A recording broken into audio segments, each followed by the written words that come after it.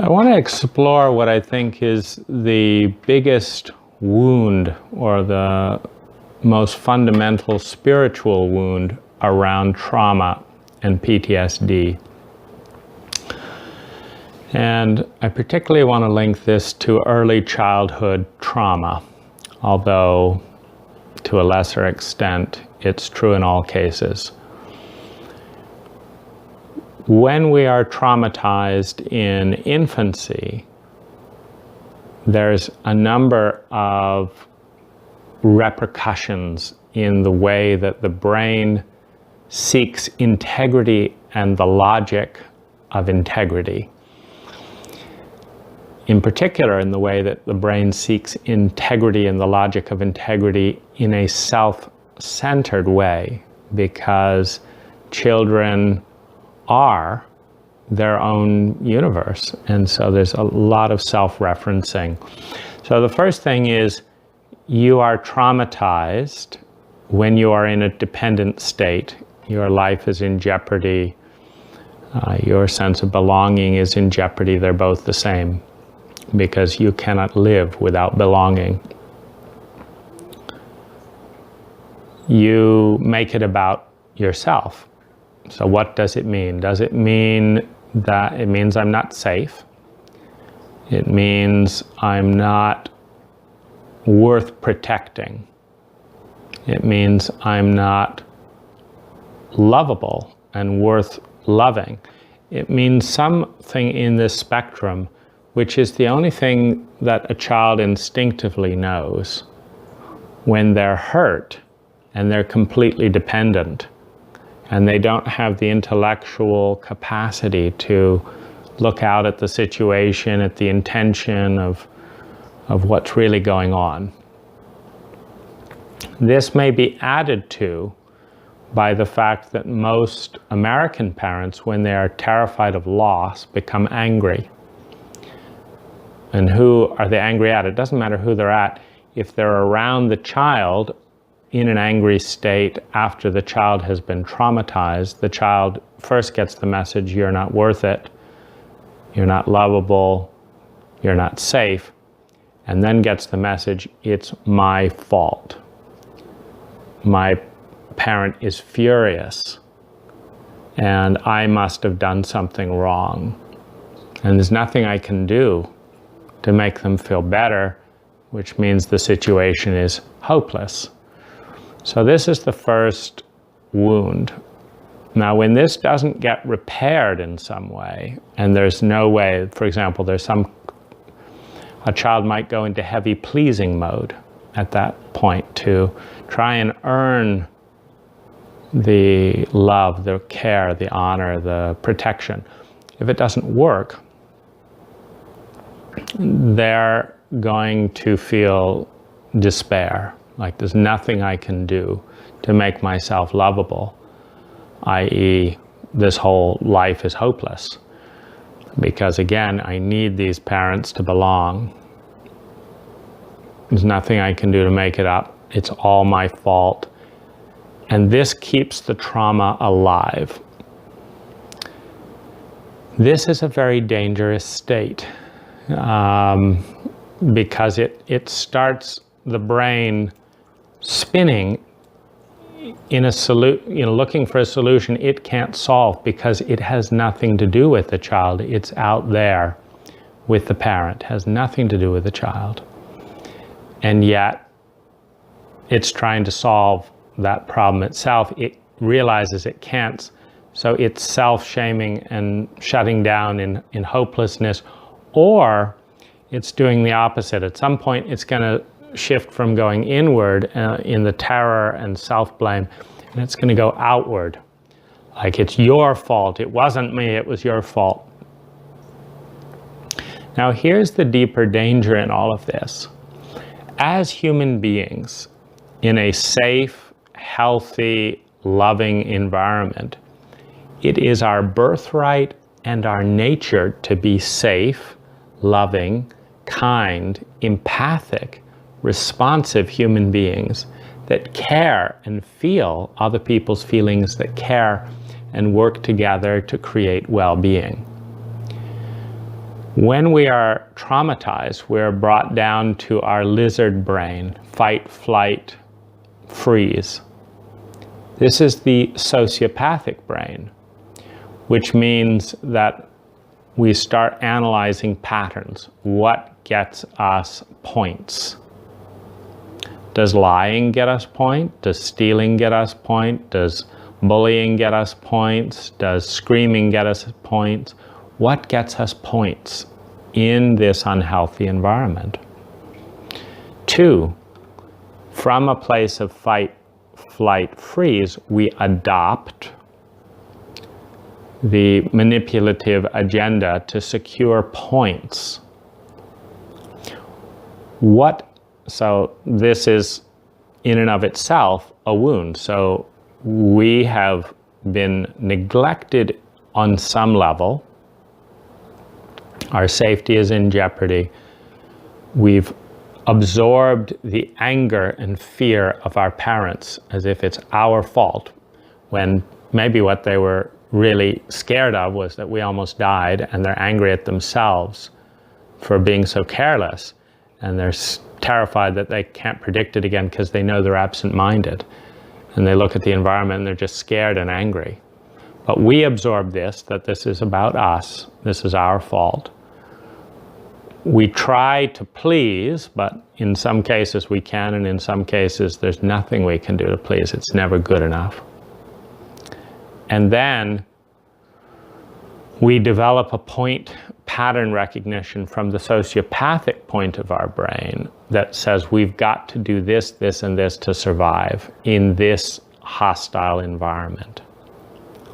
Meanwhile, we have a conscience and a link with our essence, our spirit, that's saying, this is not who I am. I don't want to lie. I don't want to cheat. I don't want to bully. I want to be a loving, kind, wonderful person. That's who I want to be.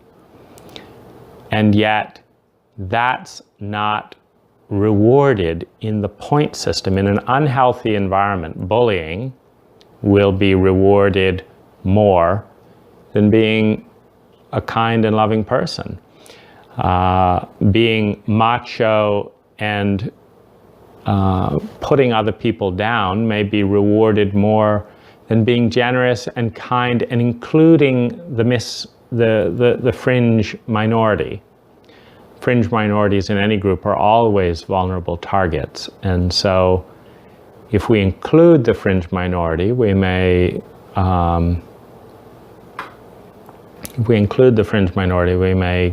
grow, but not get as many points in the group. We may be the person we want to be, but we find that we are now being ostracized because treating the fringe with dignity is not normal. So now we are part of the fringe who treats the fringe with dignity. And so we're a new fringe to be punished rather than honored. And so when an unhealthy environment rewards this point system that is at odds with who we are, with human nature, not with human nature in a survival lizard brain, but with human nature as a human being with a consciousness. It's at odds with that. We then have our spirit saying, this isn't right. This isn't kind. This is not who you are. This is not a good person. This is not right. And when we don't have the strength and the support within the culture to change that, typically what happens is we affirm the original thing, which is I'm not lovable, I'm bad, and this is who I am. I am a manipulative bully as opposed to I'm a loving human being, because that's what I see myself doing, because the sociopathic brain, which is activated in trauma and left on until trauma is repaired, not just for ourselves, but for those around us. We can't see other people being bullied and terrorized and feel like somehow we're safe. We're not safe unless everyone is safe. We don't get to transcend the lizard brain until we have the wisdom to care for every person in our environment, to a basic level of safety and well-being. Everyone doesn't have to have a Lamborghini, but everyone has to be able to feel that they belong, that they're welcome, and that in some way that they can contribute value to the group. If not, they're going to feel guilty, ashamed, unworthy of love. And this is ultimately then the wound, which is then as we get good at the point system in an unhealthy environment, i.e. we learn how to win in a sick environment, which further sickens us. It takes us away from the human and spiritual part of our brain and focuses our consciousness in this deep-seated instinctual trauma brain, the lizard brain, which doesn't have empathy. You know, a crocodile looks at the point system. If it can win, if it can get more meat with less energy, that's what it does. That's the point system. It's not ethics, it's not humanity, it's a point system. In a sick environment, you get more points for diverging from the most human and spiritual thing to do. When you're traumatized, you're more dependent on the group for acceptance and support. So it's harder to go against the point system and stick up with character for what needs to be done. So you're weakened, you're made more dependent, you're given an unhealthy point system that rewards you for being inhuman.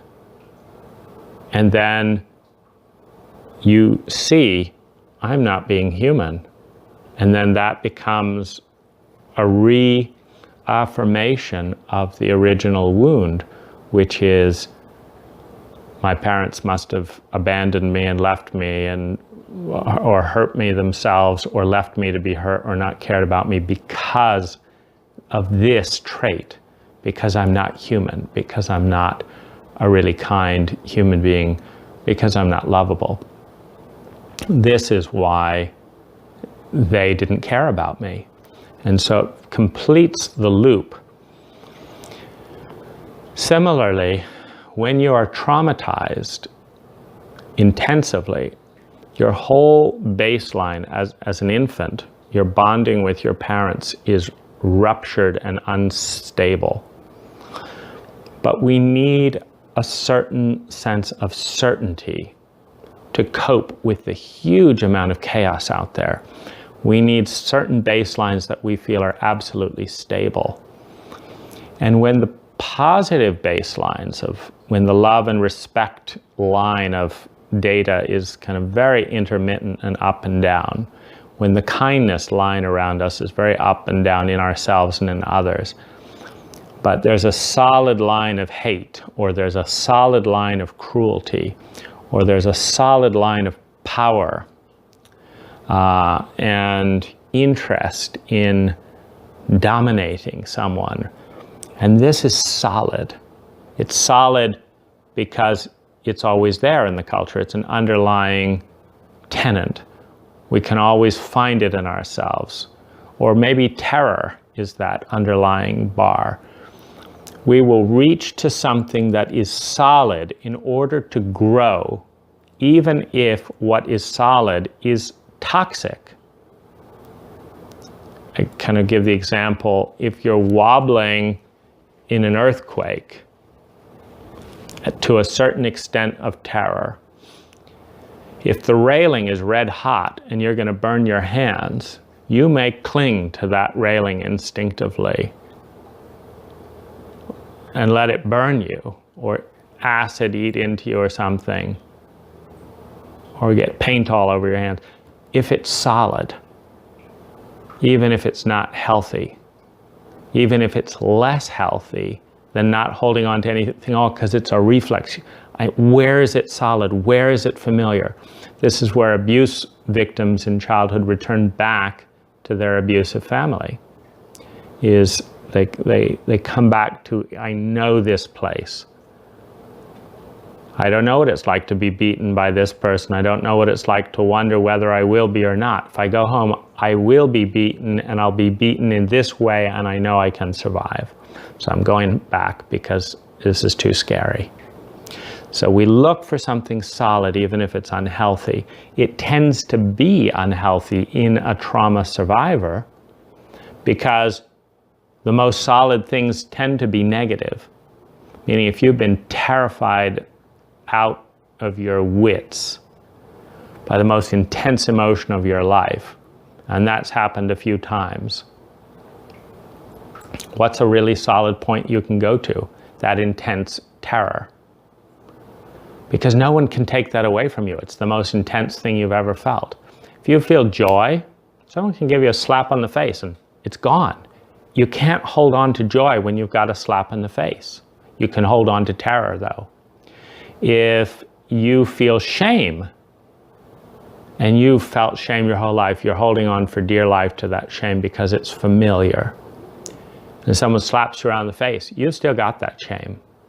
It's like, yeah, that just reminds me of how shameful I am.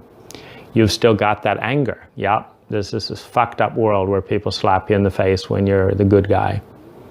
So you've still got it. You feel joy, you feel happiness, someone can collapse it. So then what happens is we identify strongly with something negative that's stable in the environment.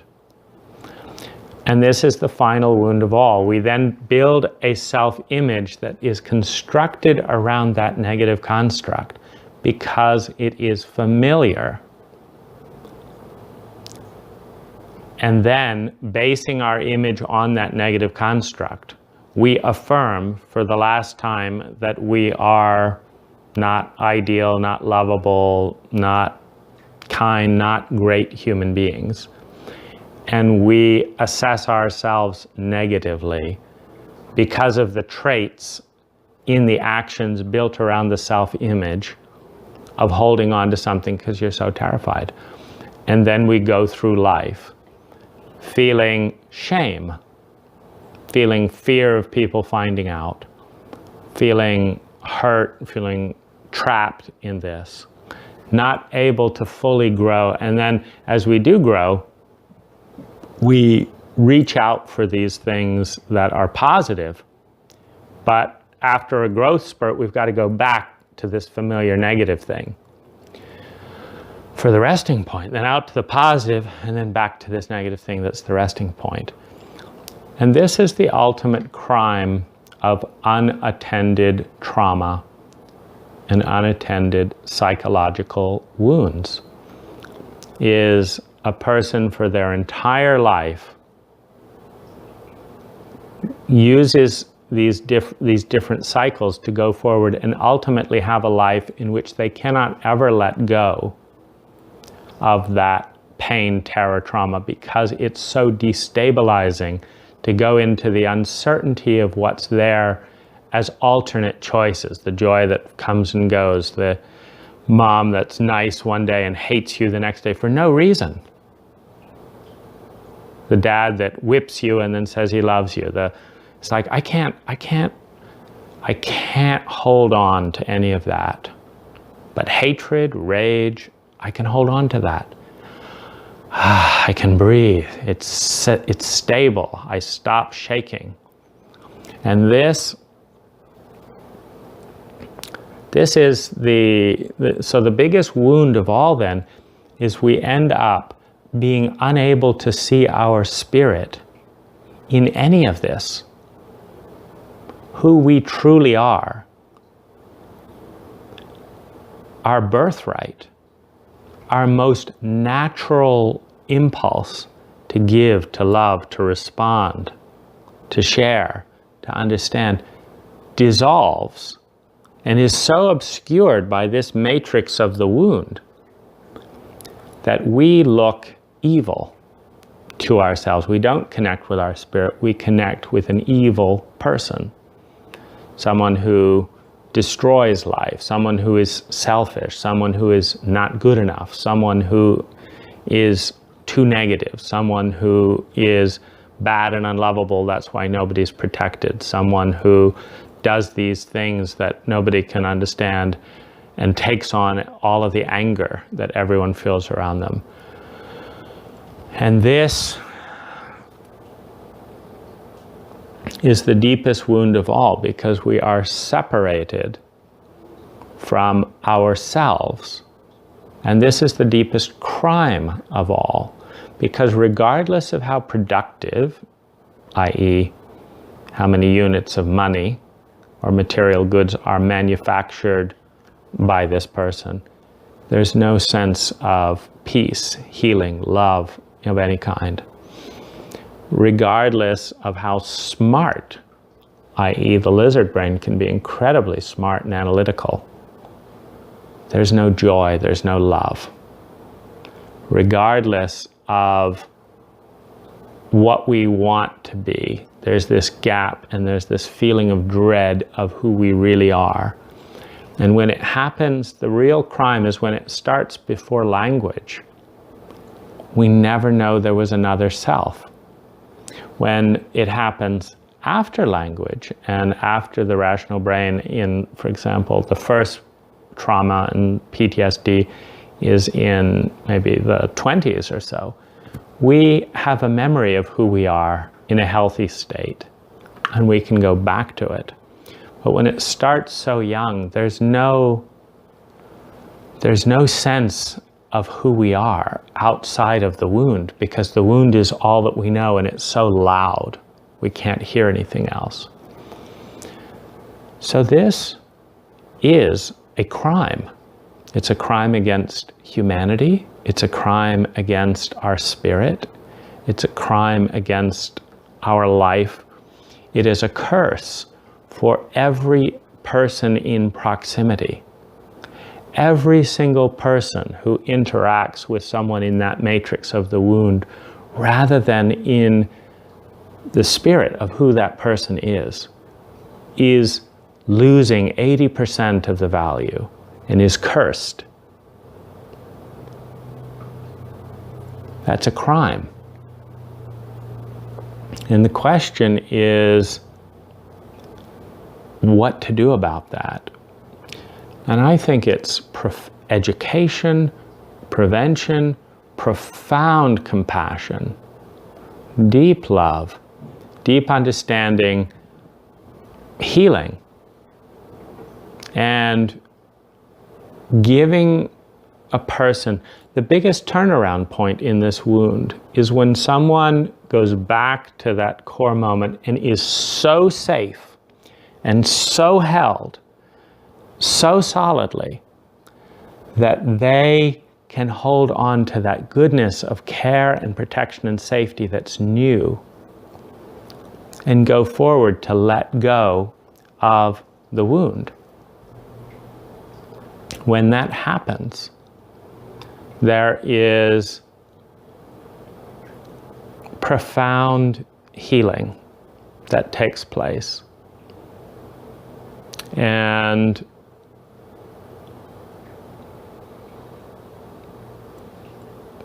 the world gets 80% more energy, not to mention the crime is lifted from that individual and they're set free to be themselves.